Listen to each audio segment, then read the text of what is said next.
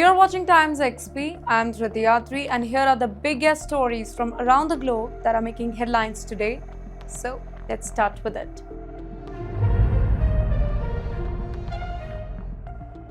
Iran Supreme Leader speaks. Ayatollah Ali Khamenei, he delivers a fiery message, warning of the United States mistrust and emphasizing Iran's strategic independence. Millions across the country and the world, they tuned in, anticipating his bold statement on regional affairs. We don't trust Washington, that's what he stresses. That's right, Khamenei stresses that Iran avoids engaging that could weaken sovereignty, citing years of tensed interaction. He warned that strategic independence is non-negotiable, signaling that no quick compromise with the United States is going to be done. The resistance moment here, Iran claims that global support for Gaza reflects a generational shift and growing international backing for its stance as well. He framed it as a moment spreading beyond the Middle East, visible even in Western cities. 12-day conflict analysis here, Khamenei calls Israel's recent 12-day conflict a failure, claiming that Iranian unity despite its adversaries' expectations. In fact, he described it as a lesson in resistance and strategic patience against the foreign pressure. Military readiness claims. Iran asserts it acted with precision and military strength here, signaling readiness against any regional threat. In fact, he highlighted Iran's ability to respond quickly while maintaining control and calm. Critique of the United States policy, Khamenei framed American involvement as a strategic self-interest, not any personal attack, highlighting the diplomatic criticism here. He insisted that global power act for national gain, not any moral responsibility in international conflict. Political criticism of Israel here, Iran separates government action from people, criticizing Israel's military operations, but not the civilians here. Khamenei emphasized that his remark targeted policies and not the population, maintaining the diplomatic boundaries. No secret US talks here.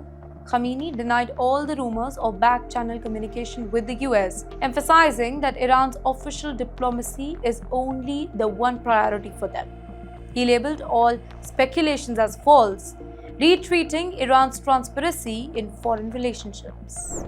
Iran's independence message here, the Supreme Leader also called for fair conduct in international engagement, stressing the national sovereignty here. He warned that Iran will act decisively to protect its interests, regardless of the external pressure. United States troops in Tobago confirmed, that's right, Trinidad and Tobago's Prime Minister Kamala Prasad Passer admits that the US troops remain in Tobago, contradicting her previous denials. Well, the revelation sparks public debate on transparency and the foreign military presence in the Caribbean. Radar upgrade in Trinidad and Tobago.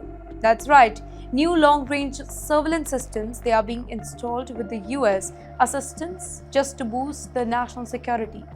Officials say that it will monitor skies and the waters, strengthening their intelligence capabilities.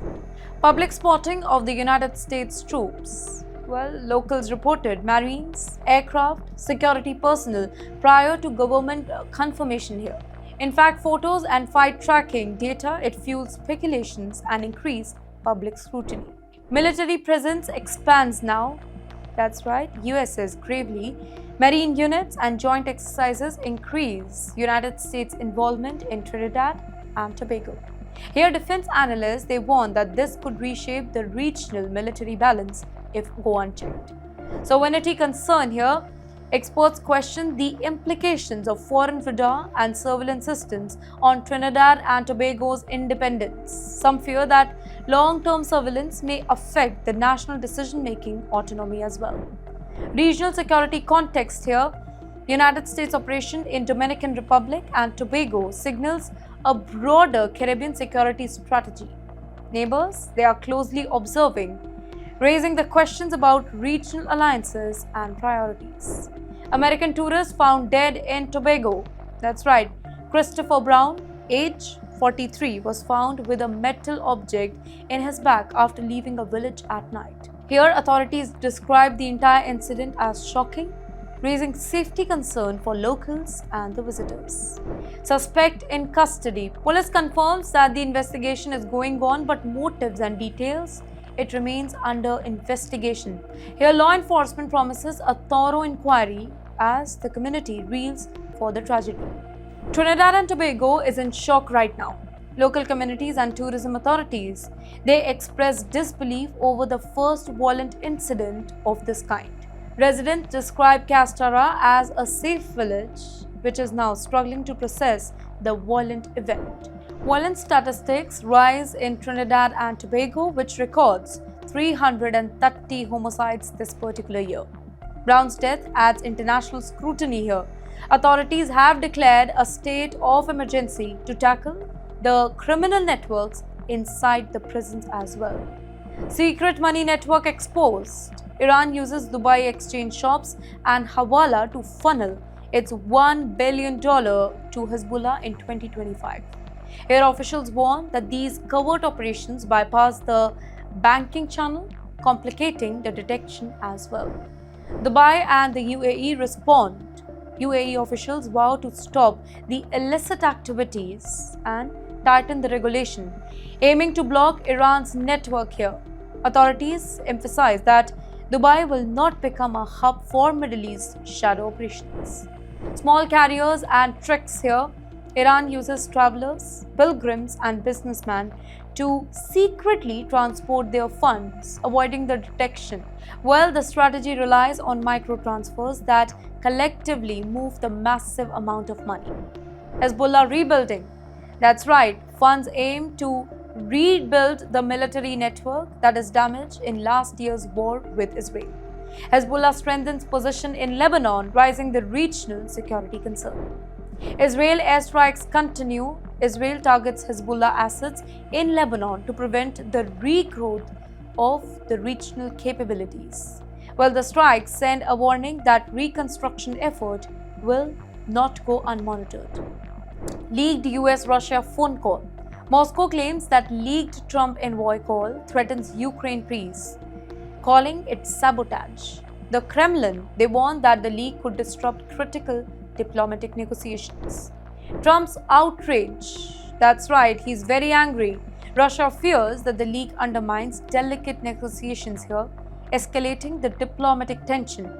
In fact, the advisor labeled the publication as international interference, fueling the geopolitical friction.